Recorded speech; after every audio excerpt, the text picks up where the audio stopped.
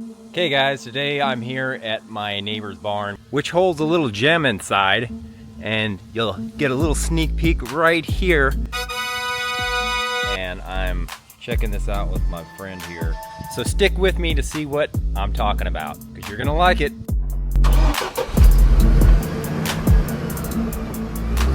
Alright guys, the backstory on this is my neighbor recently passed away, God rest his soul, and then I found this beautiful little dusty guy here, which is a 1966 Ford Galaxy 500 with the 7-liter engine. So of course we're going to do a little walk around of the vehicle and check out its quirks and features, and then we're going to get it on the road and test her out. So sit back and relax while we go down memory lane. The Ford Galaxy is a car that was marketed by Ford in North America from the 1959s to the 1974 model years, deriving its nameplate from a marketing tie-in with the excitement surrounding the space race. The Galaxy was offered as a sedan with the full-size Ford range throughout its production run. In the full-size segment, the model line competed against the Chevy Impala and the Plymouth Fury. So let's check this one out and see what makes it so special. Alright, we're going to start at the back here with the beautiful tail light that they don't make these anymore, but they got a nice little kind of compass pattern here that's inset with the brake light, and then it looks like it's got a lot of chrome around there, of course, which you're going to hear me say about a 15 million times, so get ready. Then we come across the back of the trunk lid, and it's got this nice chrome strip with the beautiful 7-liter badge and the other gorgeous tail light looking exactly the same as the first. And you don't see this anymore, but a full steel bumper that is slightly curved but just solid as ever, and then these little bump stops to make sure that you don't destroy any of these modern cars that you hit from behind. Now moving on to the trunk, this is something truly special. When you open this sucker up, look at what is inside besides the mess there. It has plush leather material on the trunk lid, as well as wall-to-wall carpeting in every nook and cranny of this trunk. And even the spare tire is wrapped in its own little protective cocoon of material to get those dents and dings away from it. Now moving on to the side of the body there, it's got a nice gentle curve to it, which is straight as an arrow, as you can see. And cascading down the whole side is a white pinstriping that clearly complements the tires and goes with the American racing wheels. Next to that, we have the chrome 2-inch exhaust, and moving up, what makes this car absolutely special, the soft leather top and some sort of plastic, I guess, back window, which surprisingly, although dirty, has held up very well under the test of time. And continuing down the side, there's more chrome everywhere, which is pretty cool, but the best part of it all is you get what I call the smoker's window, which not a lot of cars have that these days, and it just tilts open like this with a manual little lever in the door handle, which if you've ever had one of these is cool as hell and surprisingly lets a lot of fresh air in. Towards the front, they of course want to let you know that it is a 7-liter again, so there's the badging. And the front adorned with more chrome, chrome, chrome. Look at that bumper, pretty much a carbon copy of the back. And you have these awesome chrome headlights, which are the low and high beams, and it kind of looks like a stoplight to me design. And the turn signals are just to the right, and both of those activate at the same time, which lets pretty much everybody know you're turning, so get out of the way. And the front grille runs about 16 miles and stops at this little 7-liter badge just to make sure that you didn't forget what you were looking at. And speaking about forgetting, Ford wanted to make sure that, yeah, you knew on the hood that it was a Ford F-O-R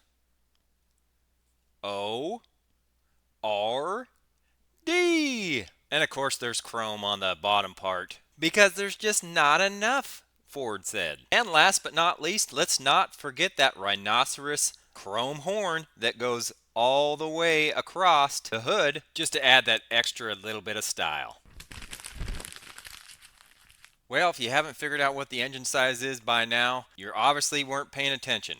But it's a 7-liter, 428 cubic inch engine that produced 345 horsepower and 459 pound-feet of torque. This little sweetheart even back then could go 0 to 60 in about 5.8 seconds and reach a top speed of 150 miles an hour. That's fast.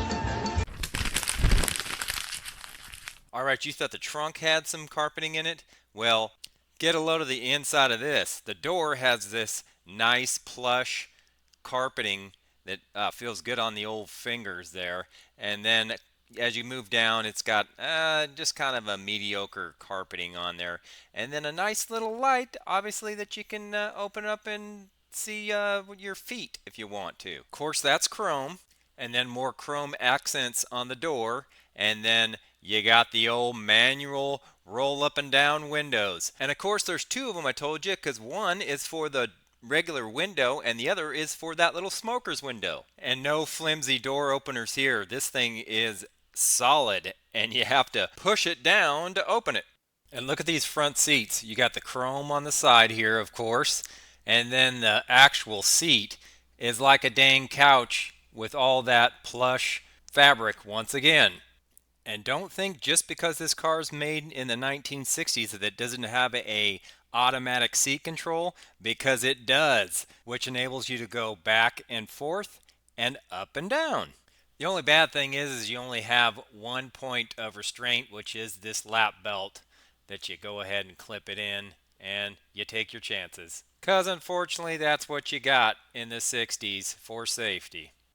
Then if you look at the floorboard, we've got the emergency brake, the high beam push button actuator, the brake pedal that says, just in case you forgot, disc brakes, which was actually cool for back then, and of course the gas pedal, which is set out in chrome. Then more chrome for the side center console, an Indy racing shifter, an external tachometer, and then beautiful wood grained inlay on the center console with looks like to be a Roadrunner and Coyote meep meep meep art. And never fear, you do get storage besides the glove box, which this little inlet here flips up and you got about 2 inches by 8 inches of storage. Now moving on to the steering wheel, it has a minimal 3-spoke design with the cool old school wrap around the actual steering wheel.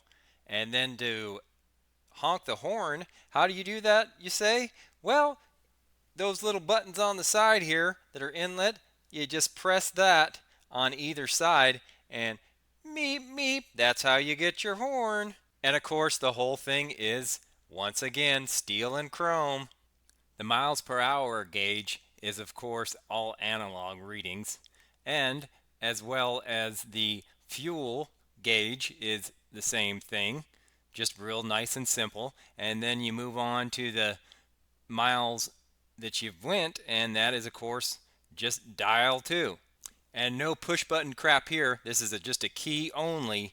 And then you move up to the stereo, same thing, nice and simple, just push buttons to get the presets, and then you've got the knobs for volume and turn the station. And one of the coolest little quirks I like is the turn signals for the right and the left are on the dash right there, and you definitely cannot miss them when they light up. And the turn signal actuator, wouldn't you know, is chrome. And moving on to the center dash, you have the light actuator that you have to pull out to turn it on. Then the wiper switch, there's 2 of them. They're physical dials, and one you slide to the right and it turns the wipers on. The next one on the bottom, you slide to the right and it turns it on the high setting. You didn't think you could have it in just one button, did you? Come on now. This is the 60s. Then of course you got that cool analog clock, which will probably outlast me and you as far as keeping time. Then your warning gauge cluster that reads hot, cold, and alt for your alternator. And now we move on to the climate control dials. Once again, they're physical dials. And on the top there, you have the temperature. And if it's all the way left, then it's off. If you slide it to the right, it's on. The right side is the high, low, medium, and off. And then on the bottom, we have defrost and then cold. So this thing was uptown with the aircon action going on. And never fear, if you didn't get enough air that way, there's a little thing on the bottom there, the button, that if you pull it out, it gives you air on the side of the compartment just by your feet. And there's also one in the center for the passenger compartment. Isn't that special? Then after that, we have the toggle switches that activate the soft top up and down, with the operation being as easy as pulling this little lever on the left side and then making sure you do the same on the opposite side.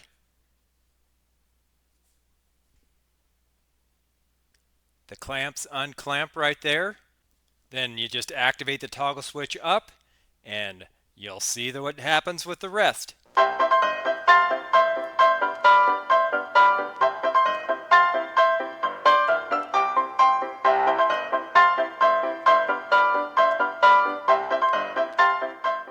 Now, to finish off the quirky features of the dash, it did come with an ashtray, as many of the vehicles back in that day did.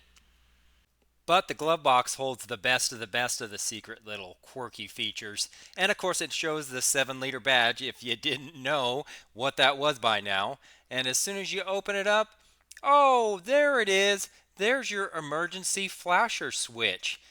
Instead of on today's vehicles, they have them out in the open. Oh, you got to go through the glove box to get this one. What a cool little feature. And finally, we're going to move to the back seat where this thing is cavernous. It has got that plush, nice little carpet on all of the surfaces back there. Plus, look at the room with my knees. I'm 6 foot and I've got plenty of room there. And if you're adventurous, you can even lay down and camp back there if you want. And who says only the front passengers get to smoke? Look at, you got your own little smoking tray right there. And you can even roll down your window if you want. But of course, you got to use some elbow grease.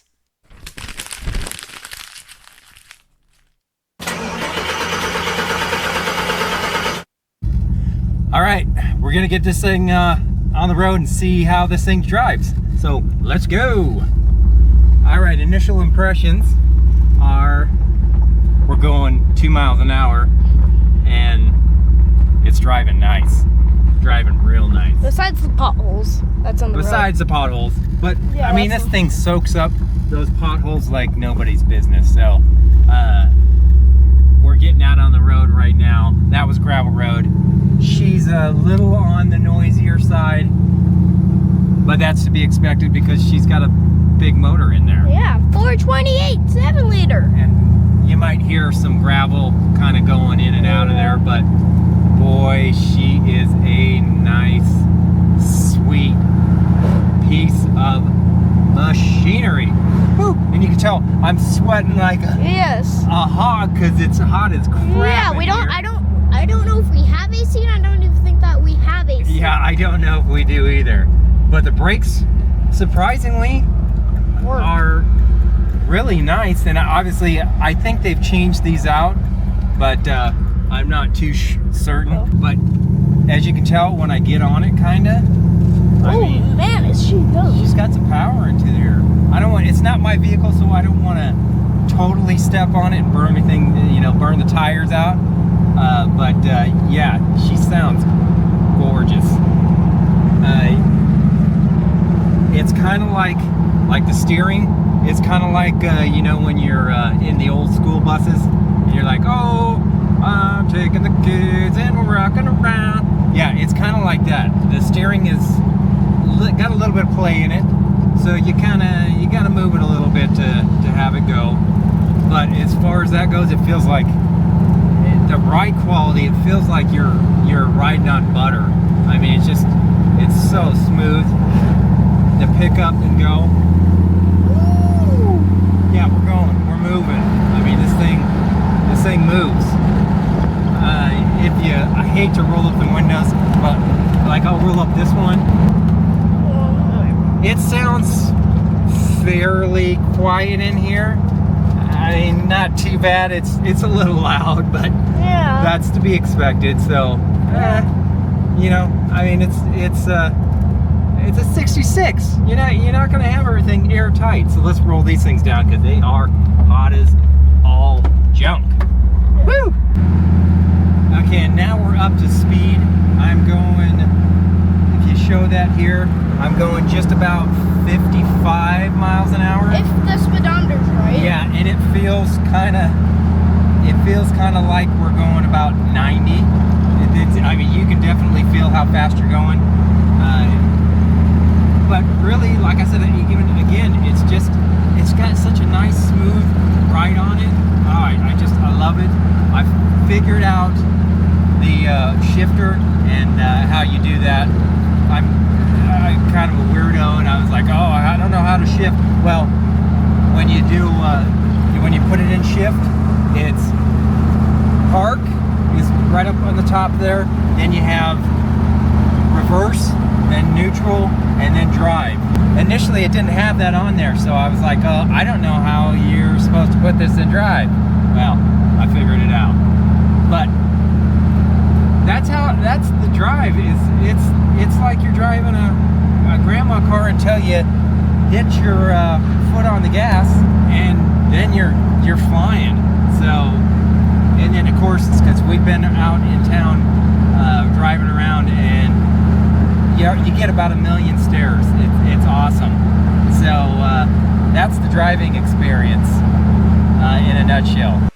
So anyway, guys, that's my 1966 Ford Galaxie 500 that I was reviewing today. If you like this content and you want to see some other vehicles that I had in that old barn, well then go ahead and click the like button and share this video, and be sure to comment down below and tell me what you like and what you dislike about this car or anything. Just comment. And don't forget to check out my son's channel. I'll put a link below because he was such a great help in helping me do this video. Alright guys, we'll see you on the next one. Peace!